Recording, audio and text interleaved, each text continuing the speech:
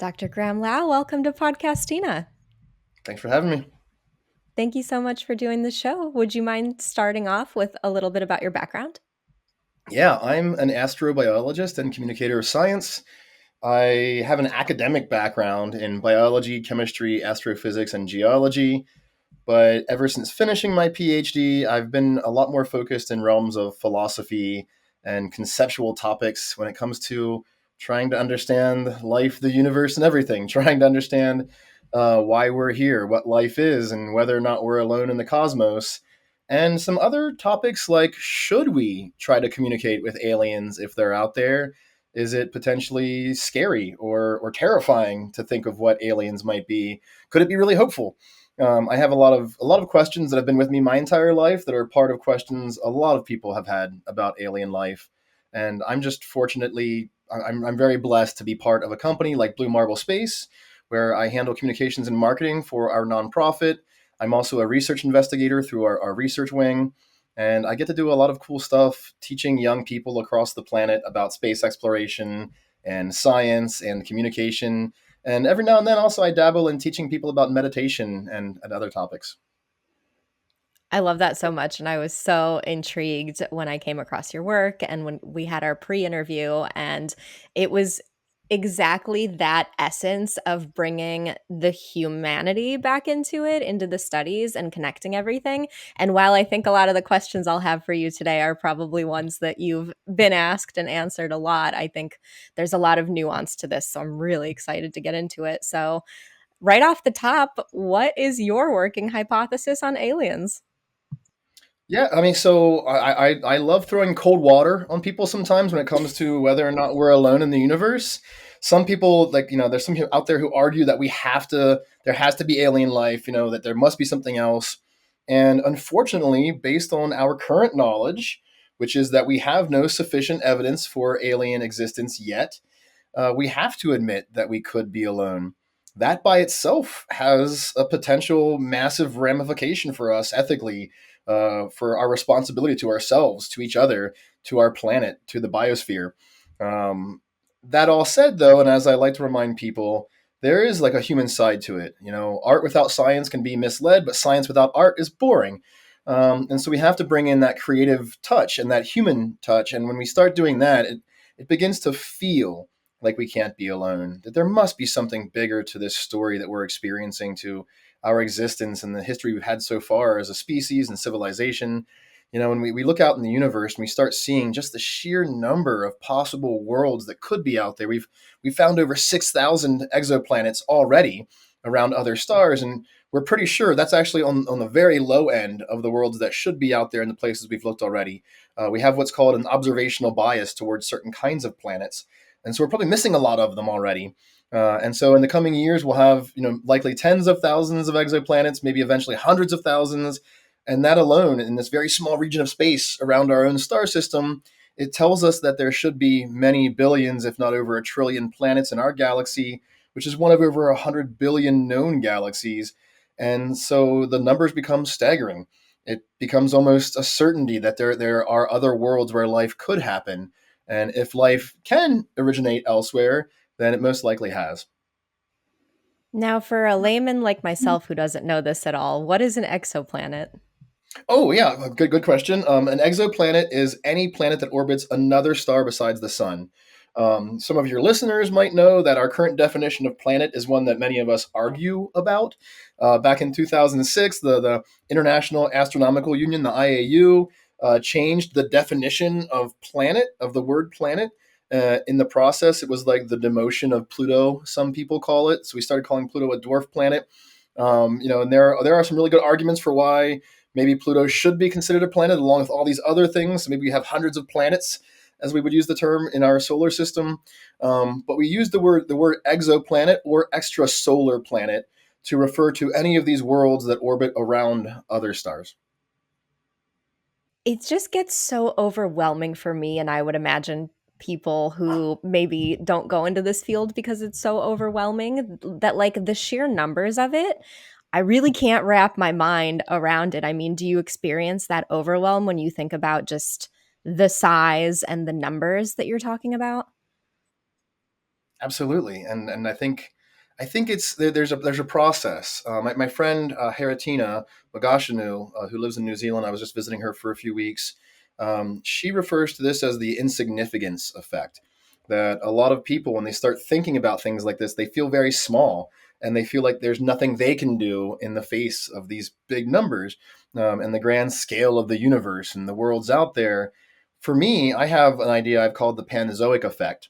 I presented that in a TED talk I gave last year, and I've written about it in a few places now, including Psyche Magazine, where I think with the right framing, when we start learning about things like big numbers, super big things like galaxies and the structure of the universe, super small things like the little particles that make up atoms, when we learn about scales of time, from the Big Bang 13.8 billion years ago, to thinking, into our future, these realms of spacefulness and timefulness.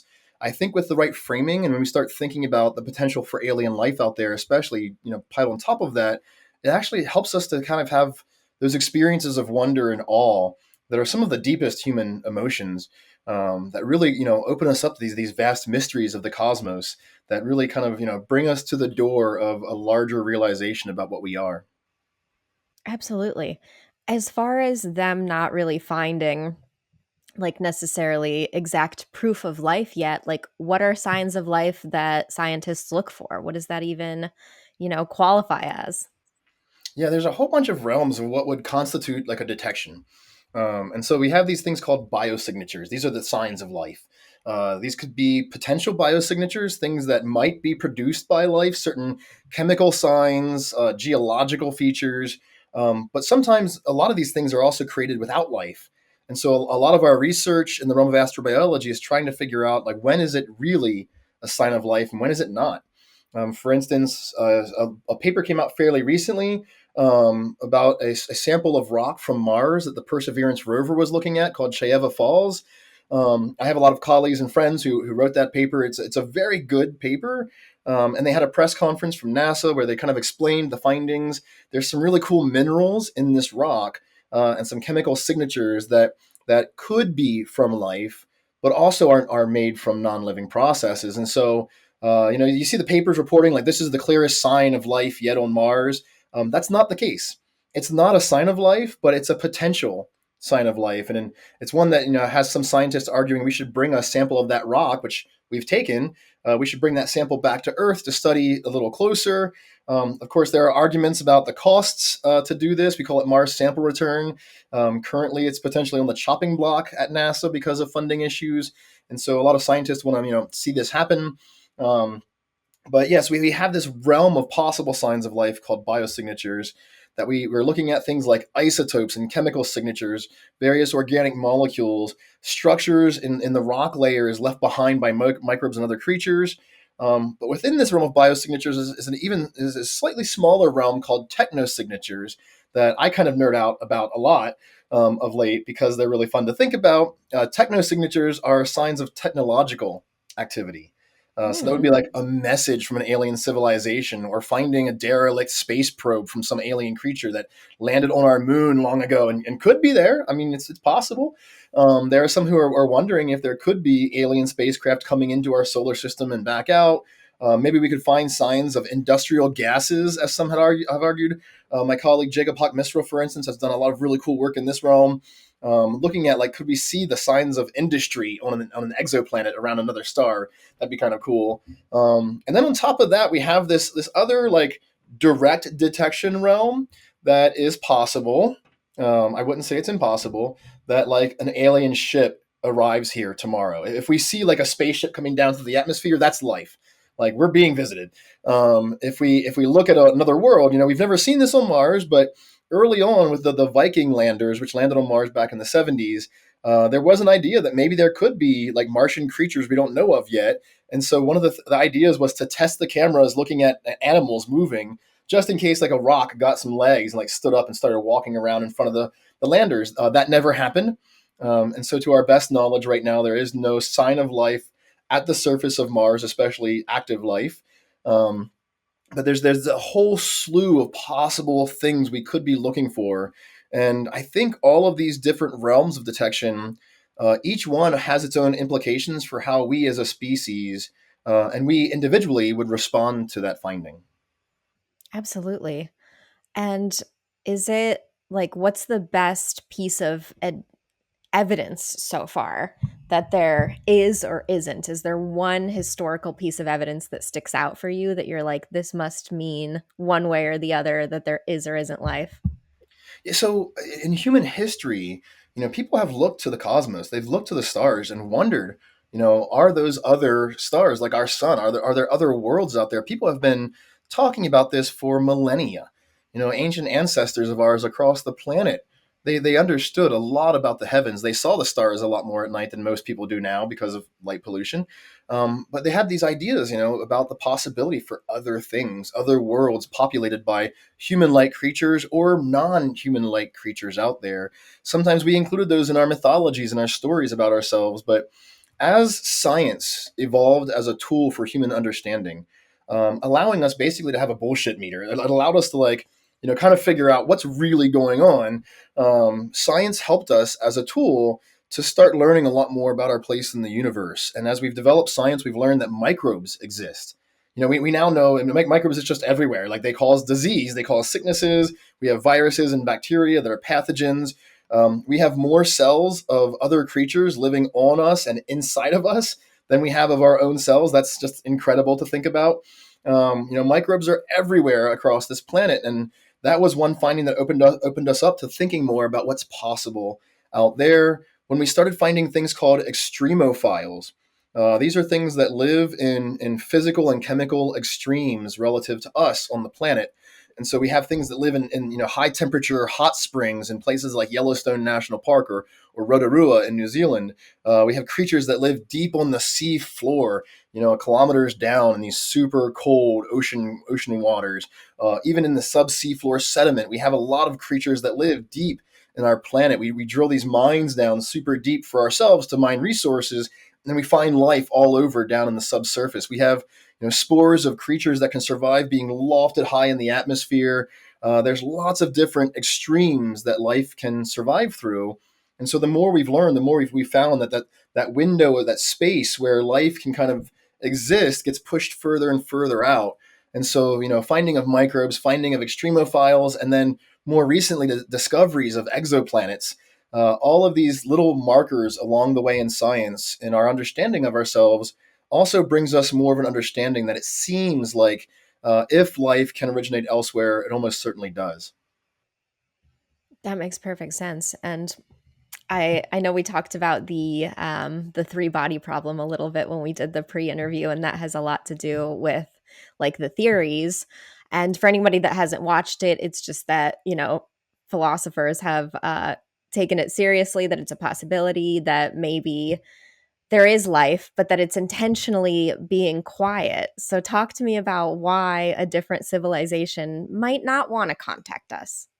Yeah, so there are various reasons. So Enrico Fermi, famously at a luncheon with some colleagues in 1950, was talking about faster than light travel, and basically said, if we can travel faster than the speed of light ever, where are they? Where are the aliens? Some folks have now referred to this as the Fermi paradox. It's not a paradox. It's just a question, but it has many possible answers. And among the answers are that aliens know that we're here and they don't want to talk to us because we're not ready. I like that a lot as a possible answer because it means maybe we could do something to be ready to have that conversation. Maybe it's, solving climate change or stopping all these stupid wars we keep starting or figuring out nuclear fusion. But there's also other possible answers, and among them, Liu Chen, in his trilogy of novels, The Three Body Problem, and now with the new show on Netflix, has really kind of opened it up to a larger audience. I'm really looking forward to season two because it's going to go a little bit deeper. But you're right; like the philosophers now are discussing Liu Chen's second novel and his idea of this dark forest as a hypothesis, as a potential answer to Fermi's question. The concept, very briefly, is that you imagine like you're in a dark forest at night, and you might want to know if there's somebody else out there. And you have the option. You could like scream out loud, like, "Hey, I'm here. Is anybody else out there in the forest?" And you might get lucky. Maybe somebody else is in the forest and they want to say hi, and then you can collaborate together and work together to survive the darkness. But there's also other possibilities. One is that maybe there are like creatures of the forest that want to come out and destroy you. But also because of that, there could be other people or other civilizations out there. And now applying this to space, so maybe there are alien civilizations out there who are choosing to be quiet and not respond to us when we send messages out there, because they've discovered that the safest way to move forward is to be quiet. Because if you're quiet, it means that any sufficiently advanced civilizations that would wish to conquer you, destroy you, take your resources, eat your star, like there's a lot of possibilities, that those more advanced civilizations would not find you then if you're being quiet. And so maybe those of us, and we are not doing that, we are being very loud. We are leaking lots of transmissions into space. We're intentionally sending messages left and right. And even though I'm part of a group who's working on developing new messages to send to space, I also think we need to have a conversation about whether or not this is a good idea, because maybe we're attracting something we don't want to come to our star system. The fact that it's called, like, the dark forest is so ominous, and even though you're right, we are sending out all these signals, obviously, we send satellites into space, and it's a big ruckus down here, if you will. But if it was more, if there was, like, a vote today on whether or not we should try to send a signal, how would you vote? Oh, I think I'd vote for it. Again, I'm working with a group called the Interstellar Foundation, where we're working on developing new messages. And often these messages we've created are more about us speaking to ourselves, about how we envision what it means to be human in a certain period of time. Good examples are physical messages like the Pioneer and the Voyager records. So on Pioneer 10 and 11 and Voyagers 1 and 2, these spacecraft we've sent far out and are now traveling away from our solar system. We have these records, these messages on the Voyagers. We have these plaques on the Pioneers that kind of explain a little bit about who and what we are. And similarly, we have intentionally sent some messages. The Arecibo message is a very famous one, kind of explaining what we are. We have more recent messages. They've sent music into space intentionally for aliens to find. But some of these messages really, one, there's no framing of the message for anyone who could receive it to know what we're really trying to say, because they might not hear music, they might not experience time the way we do, so they might not really be able to understand the messages we send. So those of us working on new messages right now are thinking about topics like that. How would a different alien being and civilization take in a message, understand it if possible, and then respond to it? Is a big question. And so I do think we should be sending messages, but I personally think it should be a larger international collaboration. There's a big question of who speaks for Earth. Who gets to send the message? Who gets to put the message together? And that's a big question. There's a lot of different people with different backgrounds and different opinions on this planet, and everyone deserves the right, the voice, to say whether or not they want a message sent, and then to if the message is sent, to say what should be in the message. Um, because otherwise we run the risk of representing just one single viewpoint of humanity, when that's not what we are as a civilization or a species. And so it's a big question, but then also the possibility that we could be endangering ourselves by sending messages is a real issue. And it's one that I really hope that we can get kind of to that next evolution of our civilization sooner rather than later, because we need to be ready just in case there are malicious aliens out there. I wonder if malicious aliens would finally bring everybody together, though. Like, what do you think would happen? What's your theory? Like, what's your best theory based on what you know about human nature?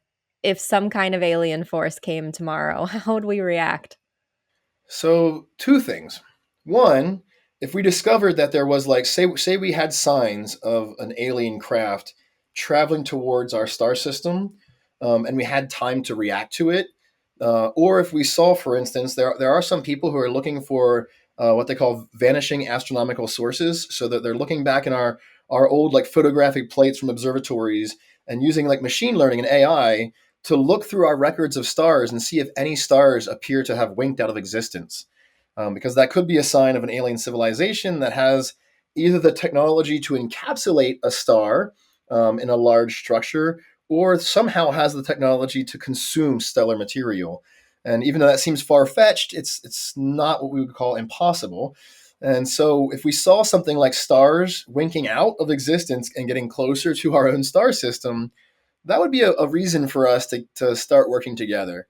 However, as I've written in my own newsletter before, there's this silly idea that we have in our storytelling that we would somehow survive an alien invasion.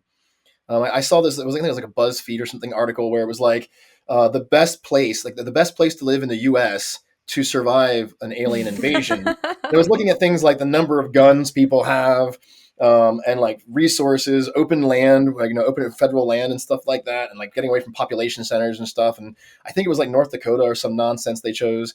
No, if an alien civilization of such advanced technology comes to eradicate us for some reason, you're not surviving the alien invasion. You're not going to be like Will Smith and Jeff Goldblum uploading from some old MacBooks, some technology into their computer system with a virus that's going to knock them out entirely. They would have far more sufficient and more advanced technologies, and if they chose to come here and showed up tomorrow, I fear that we're not in a place where we're prepared to launch any kind of resistance together as a civilization. Right now we're still at war across the planet. We're battling with each other nonstop. We're still, faced with these issues of wealth inequality in civilization and what that has driven and continues to drive with authoritarianism and nationalism and all these problems. We still haven't gotten through some of those civilization enders that we've been developing for ourselves for some time. And so we're not ready for the larger external civilization enders right now. And I think that what we need is that next awakening, that next realization for us to be ready. I agree. I don't think we would handle it quite well. Just based on how different parties handled something like COVID, you just see how it unravels very quickly because everybody's alternative beliefs just start creeping in, and now there's this kind of war on science in general. So it's like, ooh, this is quite worrisome what's happening today. Yeah. Yeah. We could be doing so much better together and for ourselves, for each other. There's so much more that many of us, as optimists and futurists, are thinking about of what comes tomorrow. And there's so much potential that we have, and we keep squandering it, and just wasting away our potential, and a lot of it is just for the benefit of a very few people so that they can live lives of luxury just a little bit longer for themselves and their families. Yeah, to bring it more onto, I guess, the positive side of it, what are some technological advances that are happening behind the scenes right now that you're really excited about that you think would help us in this? Oh heck yeah, AI. I mean, AI is changing everything. And a lot of people they're thinking a lot about like large language models like ChatGPT and Claude and Gemini, like the things they're interacting with, and they're using APIs to like do a bunch of development for their websites, and they're integrating it in all these apps and stuff. That's all great. I use a lot of AI too. It's a great tool. It helps me build like workouts and plans for recipes to cook at home and all kinds of things. I'm really enjoying these tools. They're fantastic, but AI itself has so much more of a role, and it's going to happen very soon. We'll have a lot of AI agents deployed in our lives on our smart devices that are going to simplify our lives in many ways and open up more time for creativity and thinking and reading, writing, things that I love to do. Um, AI is going to change a lot too in science. It already is. I mean, we're already using machine learning and AI in various ways to help us understand big data sets, to help us develop new experiments, missions. People studying things like the origins of life are using AI to help them more quickly understand the full range of possible chemical reactions and networks that could occur to drive a living process. People are using AI to start screening through possible molecules that could be used for new medicines and therapies to treat things like cancer and other diseases. There's so much that's happening right now in this realm of advanced science, and I think I do have some worries about some of it, but I think on the whole it really is a positive for humanity. I think we are going to see things like radical life extension happening soon. We're going to see the eradication of more diseases soon. And I think AI is driving a lot of this. Absolutely, and I appreciate you making the distinction between language learning models and AI, what's going on in the background, because I think a lot of people don't necessarily take that into consideration when they're talking about these things. I know I don't. This is more of an existential question or philosophical question, rather. But do you think the universe inherently has meaning, or are we bringing the meaning? Oh, I love that question. When I was younger, I had a moment of being like a militant atheist, super, reductionist. I was very materialist in my approach, and that basically in science means like you think that there's a reduced reason for everything, and so it's kind of an approach of scientism, to think that like science has all the answers and that that we know exactly where everything's coming from, and if we don't yet with science, we're going to. The older I've gotten, though, and the more I've explored in realms of philosophy, and I've talked to people around the planet about aliens and psychedelics and spiritual beliefs, meditation, transcendent experiences that we have, it's really made me wonder more about the nature of meaning in the cosmos. And I don't have all the answers. I don't think anyone does. I think anyone out there who claims to have all the answers is full of it. But there is a lot for us to learn together right now, especially in some of these realms, like like what is intelligence, what is consciousness, is there a depth of meaning inherent in the universe, is there something bigger than us? And so there's so many fun ideas in this realm that we humans have explored for some time, and again, I think we could explore it even further together. I think especially right now, I'm really glad that psychedelics are having kind of a renewal of understanding in our civilization. Also, a respect for indigenous practices in regard to how we would use psychedelics in ritual and ceremony. But also, right now, like we're starting to now kind of commingle our understandings of neuroscience and our physiology with realms of transcendent experience through psychedelics and meditation and seeing the earth from the outside, thinking about aliens and all these really cool things. And so there's this really groovy thing happening right now that is possible of this new awakening of our civilization. And so I think for me, a big part of that is because a lot of us want to know, what does this all mean? I was thinking about that with here I have it in my notes somewhere, or you'll know the name of it, but the overview effect. What happens when people go into space and can see the Earth, and how that makes them feel like they're having a spiritual shift and everything is all connected. And as I was prepping that question, I was actually thinking, I'm like, oh, are psychedelics the workaround to getting an overview effect? So, do you think that that's like the route that people can maybe get these types of perspectives without having to leave the atmosphere? Yeah, so the concept of the overview effect that Frank White first coined in 1985. He published his book on it in the first edition in 1987. Frank is a great guy. He's still around. I had his blessing when I was working on the Panzoic Effect. I'm part of the Overview Roundtable. It's a group of us who get together with Frank to speak about this idea of the overview and what it means for us, and what the future of space exploration holds. And I do disagree with Frank, though, that I don't think we need to go to space as individuals and see it for ourselves to necessarily have the experience. I speak with people around the planet, especially young children often, and I show them pictures of the Earth from space. And now many of us have seen these pictures. They've been part of our civilization for 60 plus years now. And these images are quite moving. When you see the Earthrise image taken by Apollo 8 of our Earth rising over the limb of the moon, when you see the blue marble, this image taken by the Apollo 17 astronauts, or in 1990, on Valentine's Day, the Voyager 1 spacecraft turned around from 6 billion miles away and took a picture of the Earth that Carl Sagan famously called the pale blue dot. We see these images of ourselves from the outside, and the images alone, I think, are seeing them can lead to moments of wonder and awe. These really really deep experiences. Similarly, I think for a lot of people, they're not going to have the chance to go to space. I might not have a chance to go to space. I really wish I could, but right now it's either you become an astronaut through a government agency, or you get lucky enough for a billionaire to pay for you to go. And I haven't had that happen yet. But you never know. Um, but I don't think it necessarily requires going outside on your own. There's other ways to experience it, and meditation is a great way to go. I really think we should be teaching all children how to meditate. It would help us solve so many of those this playground battles that turn into lifetime trauma and cause people all kinds of issues. It would help us to better understand our emotional settings, and come to grips with ourselves a little bit more before we try to understand and love, or not, other people. Try to better understand why we have these interactions. Meditation is so powerful it also can lead to those transcendent moments where you feel basically the overview effect. You feel a greater connection to other people. You feel a better understanding to your role in the larger biosphere and the cosmos.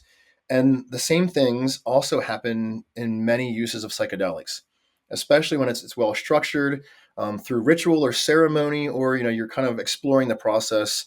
Rather than just trying to take it to get high. That's one way to go. People do that sometimes too, but there are ways to really explore the depths of our own conscious experience through realms like meditation, psychedelics, or also climbing mountains, having these transcendent experiences together in groups. There's a lot of ways to experience this all. That really is the overview effect. I agree too. I think if we were to teach children how to meditate and just really make that more of a cultural norm and bring it into not just children's lives but adults' lives too, and really drilling down the importance of that's how we could get it. Is that how you started thinking about like Panzoic effect, or I want to hear the origin of you kind of hearing the overview effect and I guess kind of moving away from it and coming up with your own theory. Yeah, so I mean, it's not even like a different idea, really. The Panzoic effect is the same kind of thing, and I have a colleague named Mark Nyrink who's also working on what he calls the panscalar effect. All of these ideas are kind of touching on the same thing, that there are these deep moments of awe, these deep moments where we come into this new awareness of some vast mysteries of the cosmos around us, and those moments, they drive in us more pro-social behaviors. So these are behaviors like sharing, helping other people, trying to be compassionate, trying to empathize with what someone else is going through. Those kinds of behaviors can be enlarged and made bigger for all of us if we have these larger moments of awe together. And so for me, the Panzoic effect, it started off as a TED talk I was working on, where I had this idea. I wanted to speak about how thinking about alien life has impacted people. Like I've said, I've talked to people around the world. Some think that we're being visited right now by alien technologies, the things we call UFOs or UAP. I've talked to people who think that we have to be alone, that there's nothing else out there, and everything in between, for different beliefs of what aliens may or may not be, and what it might mean for us. And one thing I've noticed is that for a lot of people, it seems to make them think a little bit bigger, a little bit more beyond themselves. And that's what led me to this idea of the Panzoic effect, that thinking about the possibility of life everywhere out there comes back to home. It's a cosmic mirror that turns back around and beams back on us to help us realize more about ourselves. And for the idea, I was sitting down with my producer for my show for NASA, fantastic videographer named Mike Toyon, in Boulder, Colorado, at a microbrewery. We were having a couple of beers, and he's like, you need to have like a term. You need some like word or idea that says this whole thing more simply. And so we sat there like just working through different ideas of what it could be, and eventually came up with this idea of the Panzoic effect, basically explaining, kind of this idea that the sheer act of thinking about alien life could make us be better people. We need that. Yeah, no kidding. How prevalent, when you were doing your research, would you say there's more people in the camp of believing that there is life? Did you find more people who are skeptical, or what's it like when you go out and you do this broader research? Yeah, most people I've met across the planet think there are aliens. Just in general, and many people think there have to be aliens. I don't agree with that, but I understand that feeling, because again, there's just so much out there. There's so much possibility out there, and so it does feel like there should be something else. I don't think we've ever had sufficient evidence produced by anyone that aliens are here right now and visiting us. I'm willing to entertain the idea, though. So the idea of what we call UAP, or these unidentified anomalous phenomena, things like UFOs, but also other possible things. Like many of us have experienced things we can't explain. Even those of us who are well trained in the sciences have had personal experiences that just they push us to think a little bit more about what's possible. Even then, though, I haven't seen sufficient evidence that this is actual alien technology that we're seeing. Um, and so, even though I'm not a believer, I'm willing to think about it. And I'd say that most people in general don't really believe that aliens are visiting us right now either. It's a very small group who kind of are in that group, in that realm. But generally, I'd say most humans I've ever met think there are aliens.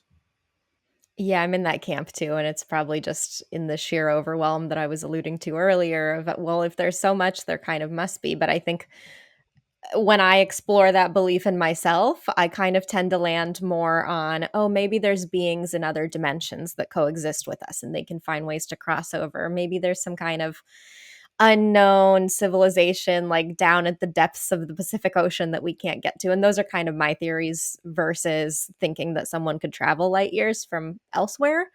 I'm curious, which are your favorite theories that we haven't talked about yet? Oh gosh, there's so many cool ideas to explore. Part of the fun thing of doing like the philosophy and conceptual issue side of a realm like astrobiology or cosmology, it lets you like say like what if you can speculate a little bit. What if we are all in a computer simulation, driven by some other civilization out there. We're just part of a game being played. Maybe we are brains in a vat being fed experience, and none of us are actually here in what we think of as reality. We're being fed a reality. Maybe this is all a dream of some alien civilization. I don't think any of those are true, but it's still fun to think about. And I think we're definitely becoming more aware of possibility in the cosmos, even for things like understanding of time. Maybe one reason we haven't talked to aliens yet is that our message isn't in sync with their perception of time. Maybe their perception is much, much faster or exceedingly slow. We have creatures on our planet who live thousands of years. Bristlecone pines here in Western North America, they live several thousands of years. The oldest, Methuselah, was born into this world before the Great Pyramid in Giza was built. Woolly mammoths were still walking around North America at that point. And so, we have a lot of different creatures on our own world who have different experiences of time in the lengths of their life. But what if aliens have like different perception of time, such that they need a message sent, at a much slower rate over 100 years or 1,000 years for them to really understand it or process it? There's a lot of other possibilities for what alien perception might be like. Maybe they perceive the cosmos so radically different from us that it will be hard for us to have any kind of communication together. And there's a lot of really other kind of fun ideas of what our future might hold if we can get our act together and just get out there into the cosmos. And sometimes I hear people say these things like they're born too late to be a pirate, born too soon to be Captain Kirk.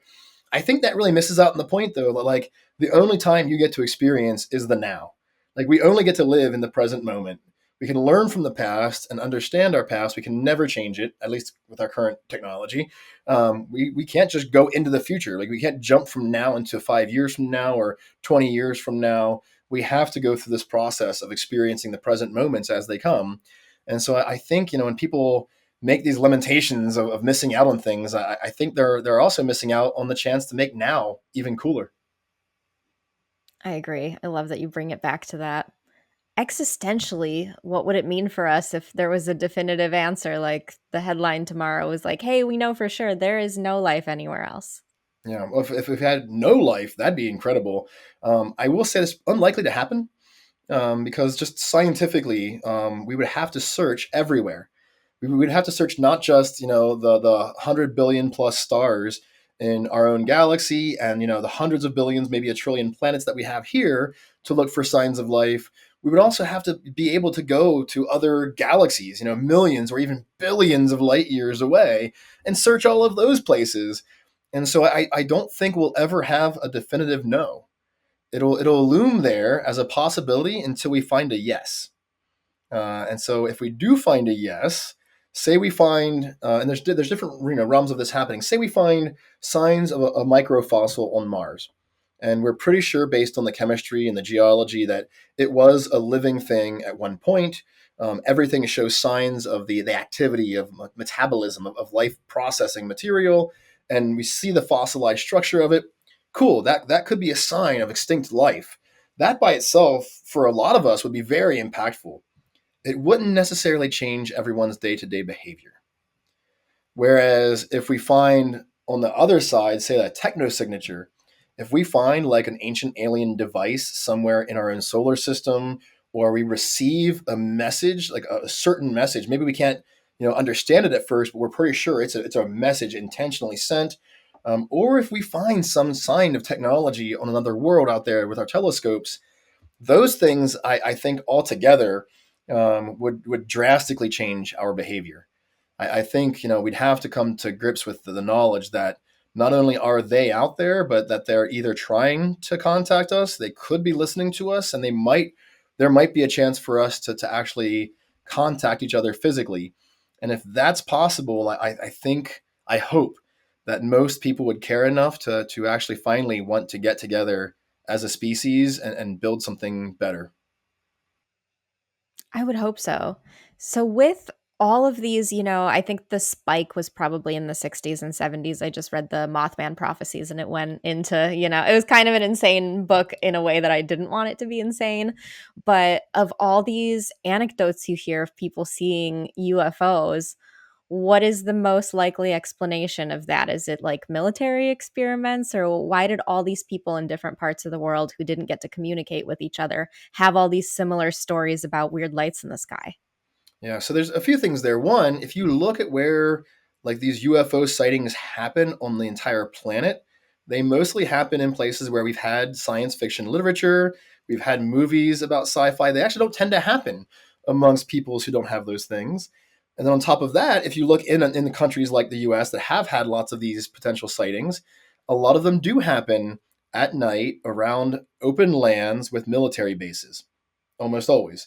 And so that by itself starts to suggest that anything can be a UFO if you're very bad at identifying things, right? Um, and so that suggests that most of these sightings, and there's been some estimates have kicked around like maybe 95% of all unknown sightings actually are explainable, just not by the individual having the experience.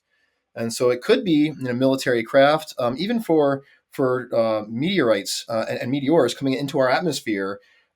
Sometimes the way that things burn up in the atmosphere as they're entering can cause them to zigzag or shoot sideways, even backwards, because of how gases and stuff break down inside of them and are released, or how the rock itself is ablating and breaking away. It can cause what appears to be a moving structure. And so that's a possible explanation. Glint off of airplane windows is also a very big one. So a lot of people don't know it, but airplane windows are extremely reflective, and they can cause light to shine off of airplanes for hundreds of miles. They just like shoot off to the side through the clouds, and they make all kinds of weird looking light structures in the sky. However, there's also probably things we don't really understand yet. There's been a suggestion of geological batteries, so that maybe like the terminals of a large battery formed by a rock layer are both exposed somewhere and are causing discharges in the sky overhead at night that could look like an unidentified object for some people. And now, all of that said, I've personally seen some things in the sky that I just can't explain. They seem to stand still for a minute and then move, and it felt very eerie, like it could be an intentional process, that there could be something doing that. And so, like I said, I'm always willing to entertain this idea that there could be aliens visiting. We don't really have good evidence of it, and I personally have an idea that I call the dumb aliens hypothesis, or duh. Basically, if these alien beings have sufficient technology to travel across the cosmos, they can traverse interstellar space or even jump across interstellar space. Certainly, they have enough technology that if they, for whatever reason, want to be hidden from us, they would be hidden from us. And so Right. the dumb aliens hypothesis suggests maybe the ones we're seeing, if that's what they really are the B team. Maybe Eddie, who messed up mopping the spacecraft floor one day, has now been rejected down to the level of having to watch the stupid humans for a little bit, and he forgot to hit the stealth button on the spacecraft or something. And so like it just doesn't make sense to me that if the aliens did have reason to not want to be seen, I think we just wouldn't see them. And so for me, that's one of the biggest reasons to question all of these ideas that UAP are aliens. But it's still worth exploring. And many people have had experiences of seeing these things and not knowing what they might be.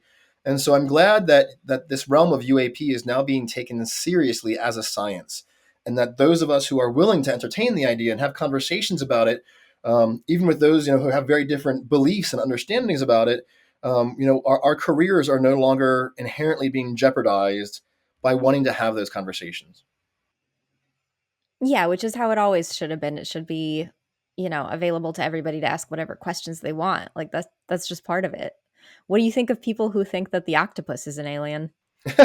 Yeah, that paper. So there's absolutely no evidence that octopuses are aliens. We can see their evolution fitting in the branches of evolution of life on Earth. They don't have so for an alien for us to say that an octopus is an alien, there'd have to be something different about them. They use all of the same biochemistry that we do.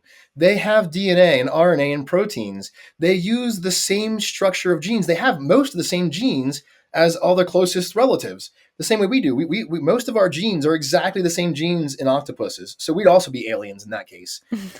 They use the same base pairs for DNA. They use DNA.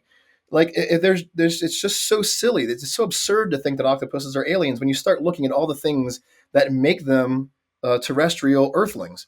Like if it was alien, it would have to have like an information system that's not DNA and RNA. If it did use DNA, it would probably have different base pair structures. Certainly wouldn't have matching genes to all the other creatures it evolved along with. And so that's just kind of silly. And people come along once in a while and they say some of these kind of things. Maybe if they're lucky, they get through peer review in a scientific journal and they publish an article. And while I think all ideas should be put out there, all ideas should be considered. Some ideas are just silly. Some ideas are terrible. And we as a civilization, that's part of the human endeavor is using our imaginations, our tools like science and art to better understand our experience and what this all means. But we also should together, be able to agree or disagree, about the value of ideas. And again, some ideas are remarkable, relativity, gravitation. Some ideas have altered our civilization. And then some ideas are just unfounded and silly. And octopuses being aliens is among those. Any other idea that you think is egregious that you noticed has gone really far into the lexicon? No. I mean, there's a lot out there. I mean, a lot of ideas are terrifying. I mean, there have been ideas that have been genocidal and terrible in human history. Ideas that are exceedingly racist. Eugenics itself is not inherently bad, but the way that eugenics was treated in the late 1800s and early 1900s, it's part of what led to the atrocities of World War II. Was this belief in advanced races of humans, that one race of humans is better than others, which is all rather silly. We know so well that diversity amongst our species is part of what generates such beautiful ideas and allows us to be better as a civilization. So there are certainly terrible ideas, and there are really awesome ideas that the way science works. When we have these ideas, the hypotheses, and we test them, some of them stand up to the rigor of being tested over and over again, and also are able to help us make predictions about our place in the universe. Things like evolution, so various modes of evolution. So Charles Darwin didn't necessarily create the idea of evolution. What he brought around was this idea of natural selection, and then sexual selection, artificial selection, different processes through which evolution happens. We have ideas like gravitational theory, these ideas that gravity exists, and part of what we feel in these forces in the universe. Ideas like relativity and other realms of modern physics have changed our understanding of the universe. And so some of these ideas are remarkable.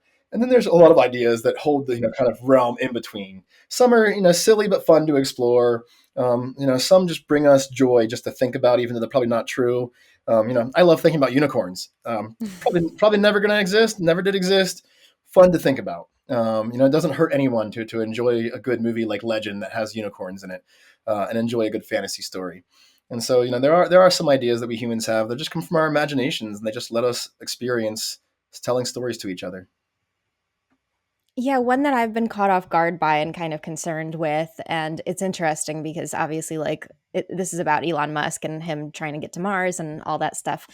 I know he has this theory that we're like all in a simulation. And when I've heard that theory, I'm like, I don't really like that because I feel like it's very easy when you have all the resources in the world to say that everyone's in a simulation versus someone who's like trying to figure out how to feed their family. I don't think it feels like a simulation to them, to people experiencing that kind of the pain and the reality of struggling just to like get your bottommost needs of Maslow's triangle met. So I think you're right. There's definitely like these theories that are fun and harmless to think about. And on the flip side of that, there's people with resources who are in the space game who are doling out these kind of dangerous ideas. And they're so, they're the opposite of inclusion. So I'm like, how do we I guess support part of what he's doing, because maybe it is really useful to get to Mars, and maybe there's things there where it's like, okay, this technology is helpful, but how do I kind of like hold these two truths together of like, oh, he's trying to do some good stuff, but I really don't agree with these like crazy ideas that he's bringing to the forefront. Yeah, there's a harsh cognitive dissonance that we're all facing right now when it comes to space exploration. Primarily because people aren't talking as much about what NASA astronauts or ESA astronauts are doing, what ISRO and JAXA and Roscosmos are doing in exploration.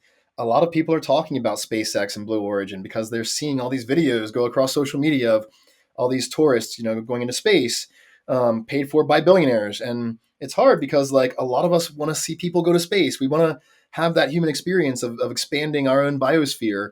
I personally hypothesize that maybe, beyond this imperative that it seems biology has, that life has, to reproduce and fill new niches and ecosystems, there might be a biological imperative in the universe for life to replicate to new biospheres.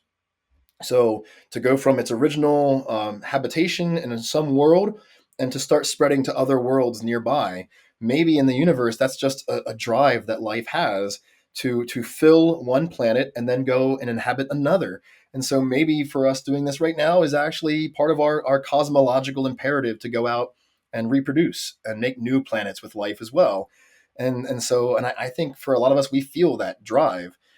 It's just kind of unfortunate that we also live in a time where the ones who seem to be doing it are also ones who have such exceeding wealth. It's staggering the level of wealth that someone like an Elon Musk or Jeff Bezos has compared to the average human on the planet.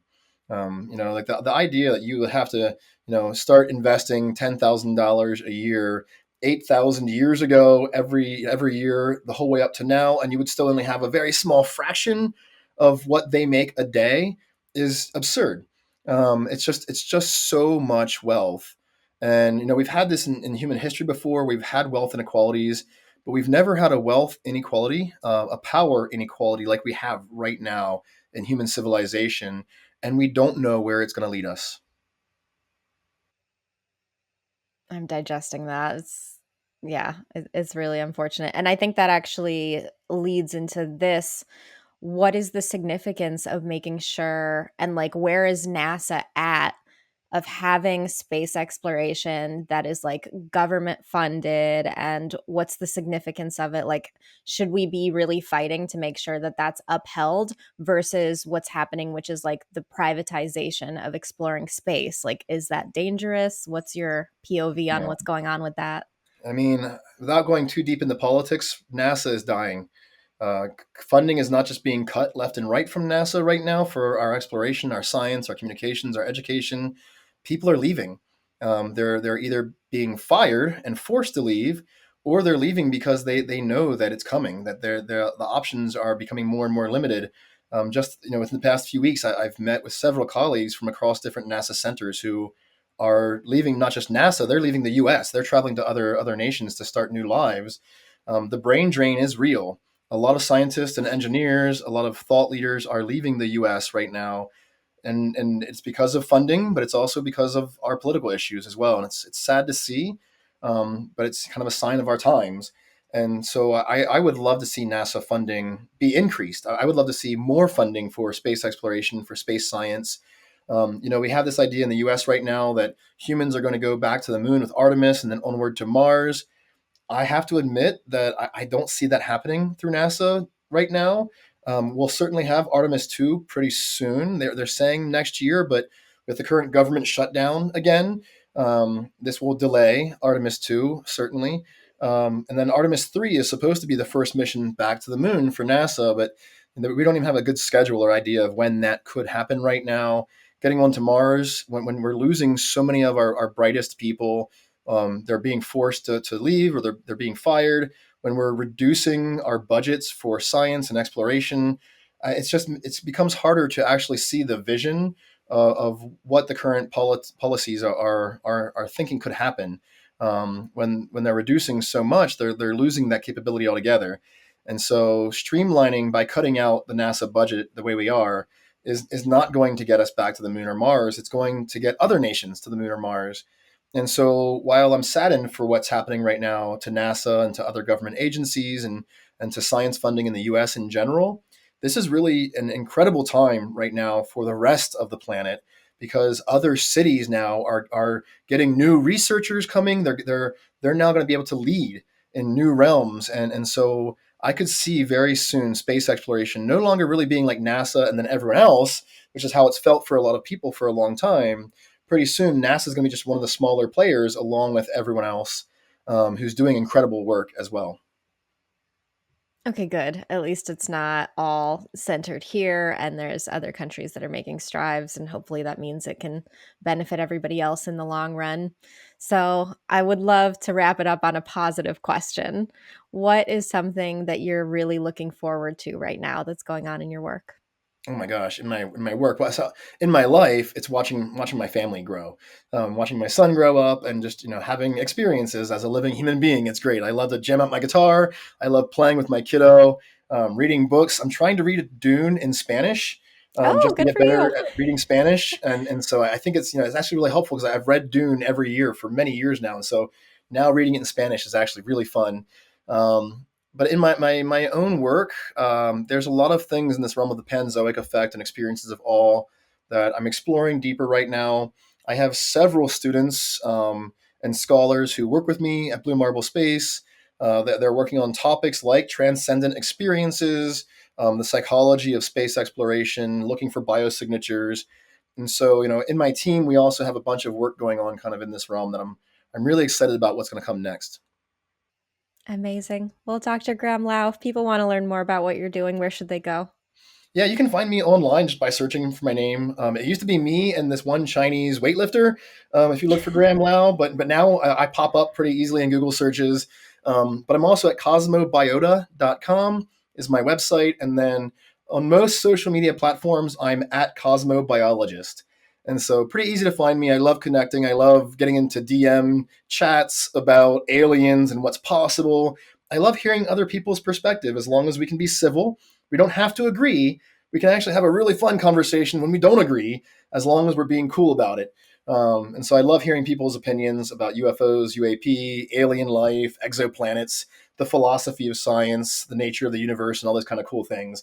And I also have a newsletter on Substack called The Cosmobiologist, where I publish a weekly essay in topics about alien life and life on Earth and philosophy, space exploration, and my own travels. Incredible. Well, thank you so much for doing the show today. Yeah, thank you. Appreciate it. And thank you, everybody, for listening. Bye.